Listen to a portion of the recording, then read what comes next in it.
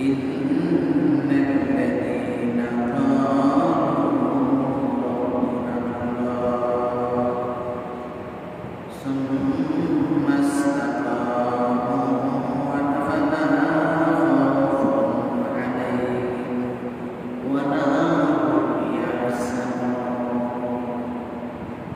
صدق الله العظيم إن الله وملائكته يصلون على النبي يا أيها الذين آمنوا صلوا عليه وسلموا تسليما اللهم صل على سيدنا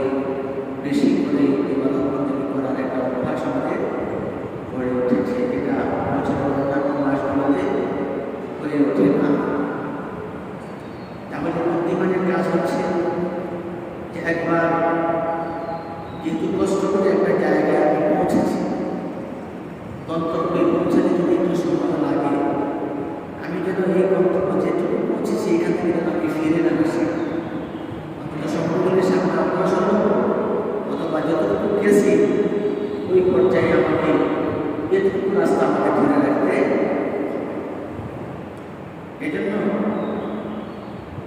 সূরা নূরের মধ্যে একটি আয়াত আল্লাহ তাআলা বলেছেন ওয়ালা তাকুনু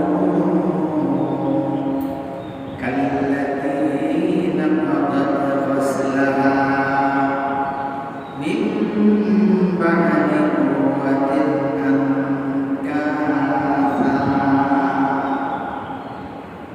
আল্লাহ তাআলা বলেন তোমরা সে উম্মাদিনী মহিলার মতো হইও না যে তারা সুতা মজবুত করে বাঁধানোর পর পা খুলে নষ্ট করে ফেলে দেয়।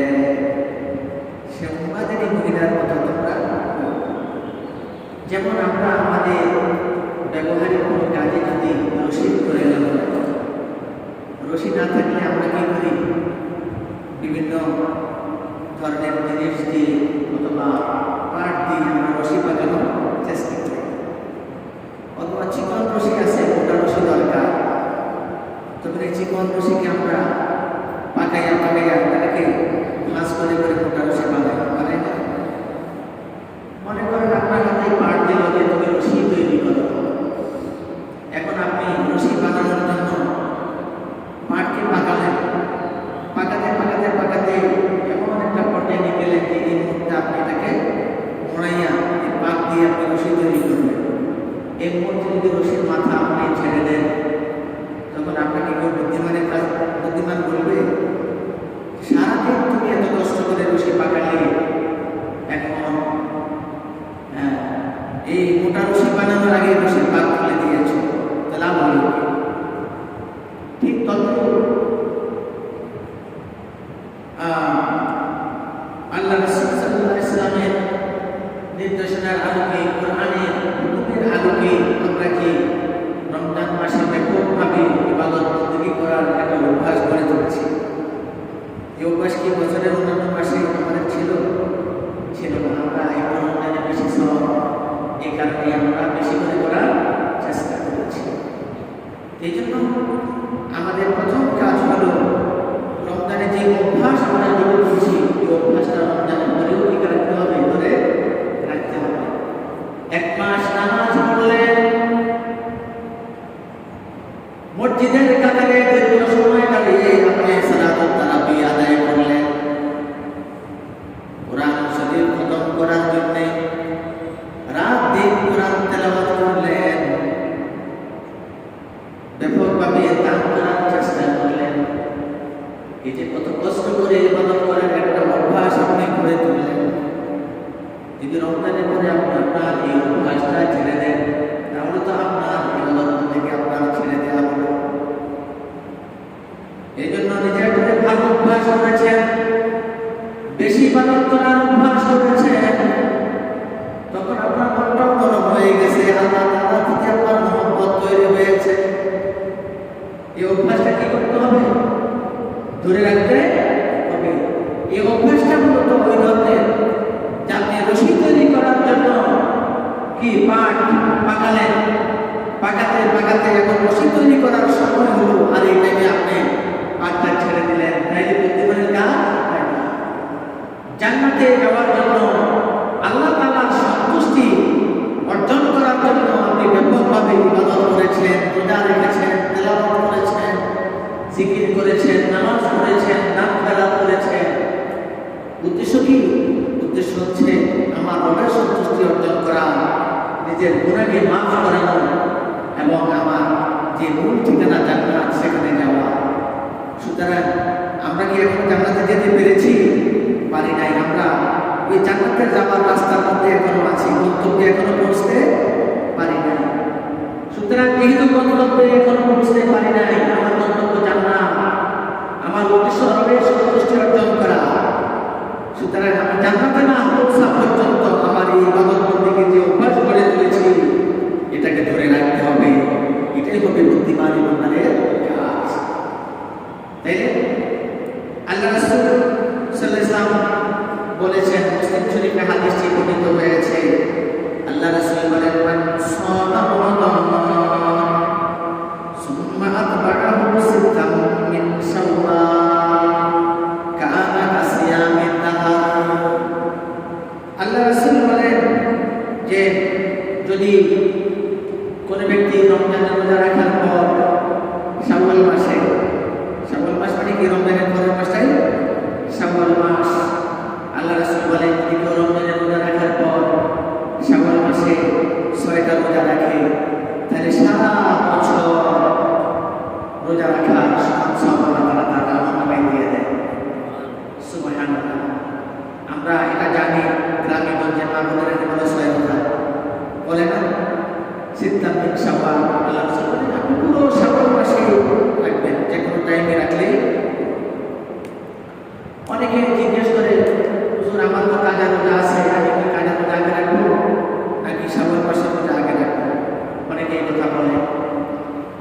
সালা হচ্ছে যেটা আমার উপরে আগে থেকে ওয়াজিব, সেটা আমার আগে আদায় করা, এটা আমার উপরে আরেকটা ওয়াজিব।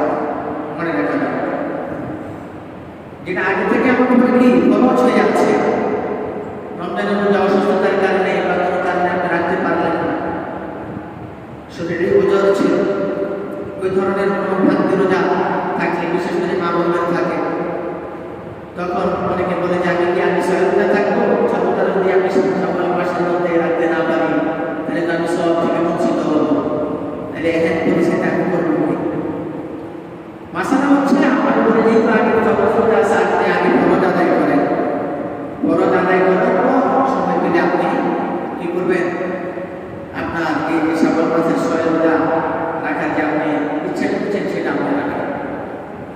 কেননা আপনার উপরে আগে কাজ করি ফরজ আদায় করা। যেমন আপনার কাছে কেউ টাকা পায়, আপনি ঋণগ্রস্ত, এখন মনে করেন 10,000 টাকা কেউ আপনার কাছে পায়, আপনার উপরে কর্তব্য হচ্ছে যদি আপনার কাছে টাকা থাকে বা ব্যবস্থা করতে পারেন তাহলে আগে আপনার ঋণ আপনি পরিশোধ করে দিয়ে দেবেন। কেননা এই ঋণের কারণে আপনি জান্নাতে যেতে পারবেন না। শুধু ঋণ যদি অপরিশোধ থেকে যায় তাহলে আপনি জাহান্নামে যেতে পারেন, বলা যায় না। এই জন্য কোনো না কোনোভাবে যদি আপনি টাকার ব্যবস্থা করতে পারেন, আপনার প্রথম দায়িত্ব হলো আপনি ঋণ পরিশোধ করা। আপনি যদি বলেন না আমার কাছে তো টাকা ঠিক আছে, আমার তো ঋণ আছে, কিন্তু এখন রমজান মাস তো অনেক সওয়াব কামাইয়ের মাস, আমি আগে কি করে একটু দান করে 10,000 টাকা দান করে ফেলি। দান করলে আপনার নফল ইবাদত হবে, কিন্তু আপনার উপরে তো ফরজ আগে থেকে সাব্যস্ত। এই জন্য রব্বুল আলামিন আপনার উপরে যে ফরজ বিধান দিয়েছেন, আগে ফরজ আদায় করবেন, এটা আদায় করার পরে যতটুকু সম্ভব নফল ইবাদত করবেন। আবার যদি কেউ আগে সর্বদা রেখে দেয়, এগুলো পরে রমজানের বাধ্যতা রাখে, কোনো সমস্যা নেই, কিন্তু আপনার হায়াতের মধ্যে তো আমরা কোনো সিকিউরিটি নাই। আমরা কি জানি যে আমার কখন মৌত হবে, আমি আর কতদিন বাঁচবো? এই জন্য কাজ হলো সবচেয়ে কি আপনার কাছে গুরুত্বপূর্ণ অনেকগুলো কাজ আছে, আপনি কোন কাজটা আগে করবেন? এই কাজগুলোর মধ্যে যেটা সবচেয়ে বেশি গুরুত্বপূর্ণ সেটা আগে করতে হবে। আপনার উপরে যেটা ফরজ এটা আগে করতে হবে, যেটা ওয়াজিব এটা এরপরে করবেন, যেটা সুন্নাত এটা এরপরে করবেন, যেটা নফল এটা এরপরে করবেন। এটা হলো ইবাদতের একটা স্টেপ বাই স্টেপ না। এই জিনিসগুলো আমাদেরকে খেয়াল করতে হবে। সর্বোপরি আমাদের রমজানে যেভাবে আমরা ব্যাপকভাবে ইবাদত করার অভ্যাস করে রেখেছি, এই অভ্যাসটা ধরে রাখতে হবে, এই অভ্যাসটা ধরে রাখতে হবে। এক্ষেত্রে এসে আরেকটা কথা আপনাদেরকে বলা দরকার, সেটা হচ্ছে রমজান মাসে যেহেতু আমরা ইবাদত বন্দেগী করার কি করেছি, চেষ্টা করেছি, ব্যাপকভাবে চেষ্টা করেছি, এই প্রথম দায়িত্ব হচ্ছে কি আপনারা এই অভ্যাসটা ধরে রাখবেন যতটুকু সম্ভব। যে রমজানের এখন একটা দিন যায় নাই, কম হোক বেশি হোক আমি কোরআন তেলাওয়াত করেছি, এটা আপনি এখন ধরে রাখবেন।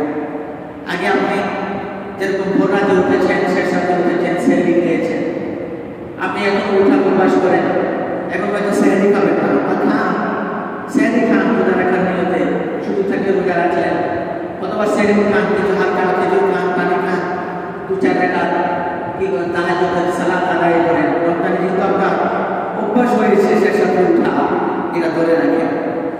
কেননা তাহাজ্জুদের সালাত অত্যন্ত গুরুত্বপূর্ণ ইবাদত।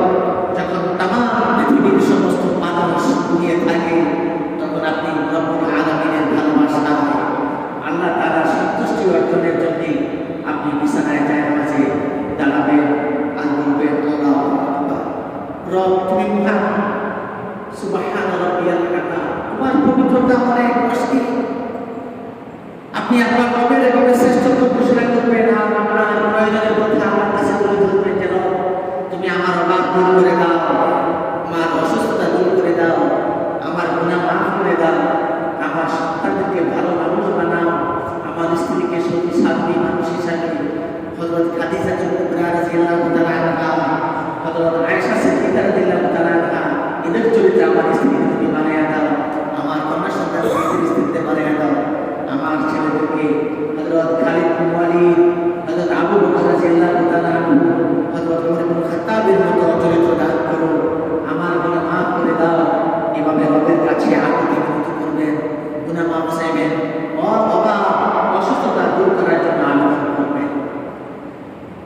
আল্লাহ তাআলা তার তার ফেরেশতাদেরকে ডেকে বললেন, দেখো আমার বান্দারা এই নদীতে কি করছে, দেখো এগুলো বিচরণ করে। হাদিসে বর্ণনা পাওয়া যায় সে সাথে রহমতের ফেরেশতারা জমিনে অবতরণ করে এবং দেখে কোন কোন বান্দারা কোন কোন অবস্থায় আছে, আল্লাহ তাআলার কাছে রিপোর্ট করে।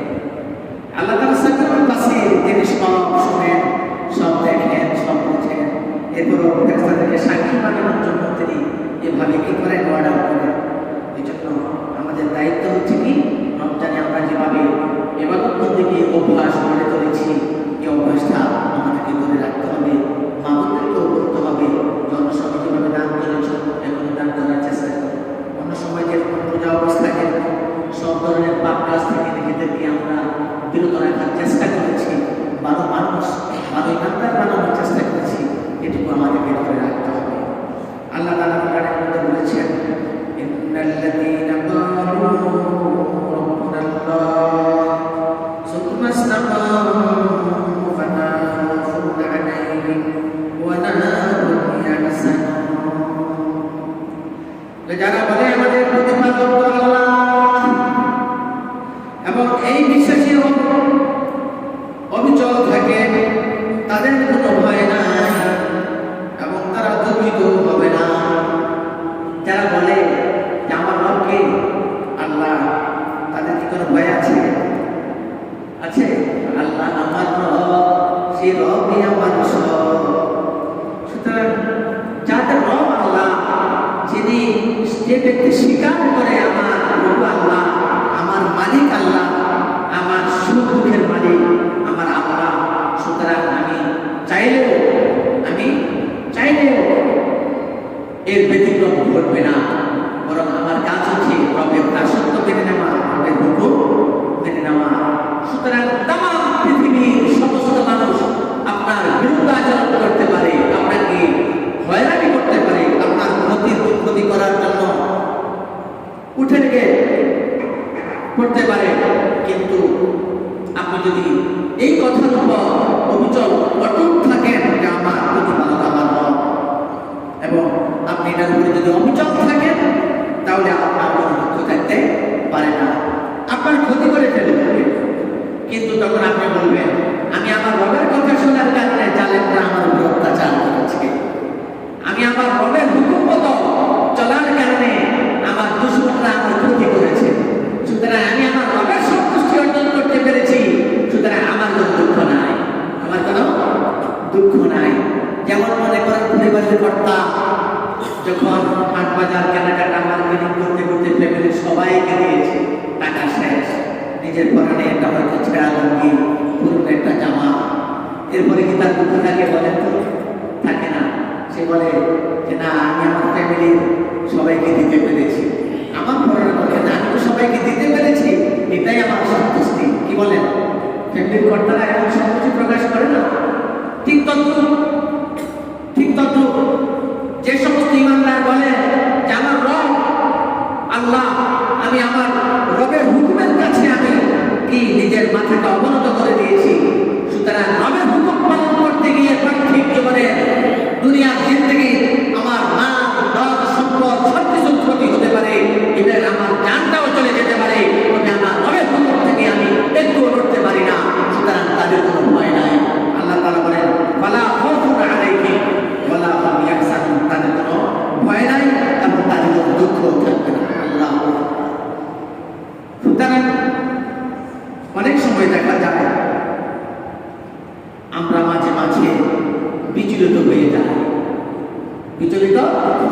যায় যে খোদা কি আমারই দেখলো, শুধু আমারই পরীক্ষা করে, আমার খালি বিপদ আপদ কাটে না। কত মানুষ সুদ খায়, ঘুষ দেয়, মিথ্যা বলে, অত্যাচার করে, মানুষের হক মেরে দেয়, মানুষের ক্ষতি করে, খোদা কি তাদেরকে দেখে না? আমি নামাজ পড়ি, রোজা রাখি, সর্বত্র থাকার চেষ্টা করি, আমার উপরে এত বিপদ কেন আসে? বলি কিনা? আমরা এগুলো বলি, এগুলো ঠিক আছে, মানুষ হিসাবে আমাদের এগুলো তৈরি হতে পারে, কিন্তু রব যে কথা বলেছেন যে ইন্নাল্লাযীনা ক্বালু রাব্বুনাল্লাহ সুম্মা ইসতাকামু, যারা বলে আমার রব আল্লাহ এবং এই কথার উপরে অবিচল থাকে, এই কথার উপরে অটল থাকে, একটু নড়ে যায় না। এবং এই কথার মধ্যেই কি অবিচল থাকে, একটু নড়ে যায় না। আল্লাহ তাআলা নিজে বলেন তাদের ব্যাপারে, ফালা খাউফুন আলাইহিম ওয়ালা হুম ইয়াহজানুন, তাদের ভয় নাই, তাদের কোনো দুঃখ থাকবে না। কোরআনের আরেক আয়াতে বলা হয়েছে, উলাইকা আসহাবুল জান্নাহ খালিদিনা ফিহা জাযাআন বিমা কানু ইয়ামালুন। রব্বুল আলামিন বলেন তারাই জান্নাতের অধিবাসী, তারাই জান্নাতের অধিবাসী। যারা বলে আমার রব আল্লাহ এবং এই কথার উপর অটুট থাকে। তার মানে কি আমি রব মানি এবং এই কথা থেকে আমি একটুও বিচ্যুত হব না। এই কথার অর্থ কি? মানে আমি মুখে স্বীকার করলাম আমার রব ঠিক আছে, কিন্তু ঘুষ দিয়ে শুধু খাই, মিথ্যা কথাও বলি, অন্যের অধিকারও নষ্ট করি, আবার মনে করি না আমার রব আল্লাহ। তাহলে কথার কাজে কি নেই? এখানে যে তারা যারা এই কথা বলে আমার রব আল্লাহ এবং এই কথার উপরে অবিচল থাকে, অটুট থাকে, এই কথার মানে হলো সে রবের হুকুমের বাইরে একটা কাজও করে না, সে রবের দাসত্ব ছাড়া আর কারো দাসত্ব করে না, সে রবকে ছাড়া কাউকে ভয় করে না।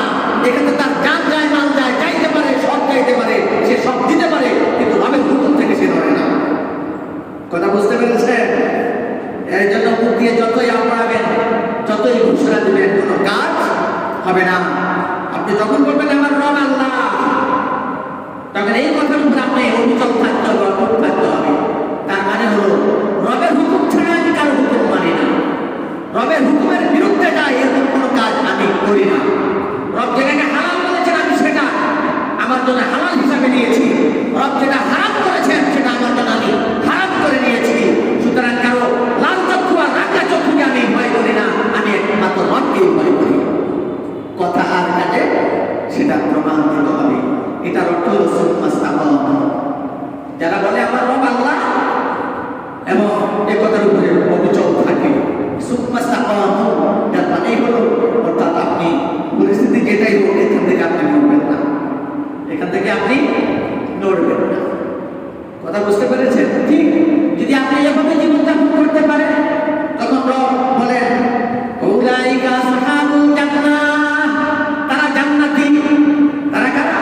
তারা জান্নাতি যারা রবের হুকুম ছাড়া নড়ে না এবং রবের হুকুমের উপরে অবিচল থাকে, পরিস্থিতি যেটাই হোক এখান থেকে নড়ে না। আল্লাহ বলেন উলাইকা আসহাবুল জান্নাহ, তারা জান্নাতি। ওয়া খালিদিনা ফিহা, ওয়ান টাইম জান্নাতে থাকলে এমন নয়, বরং অল টাইম।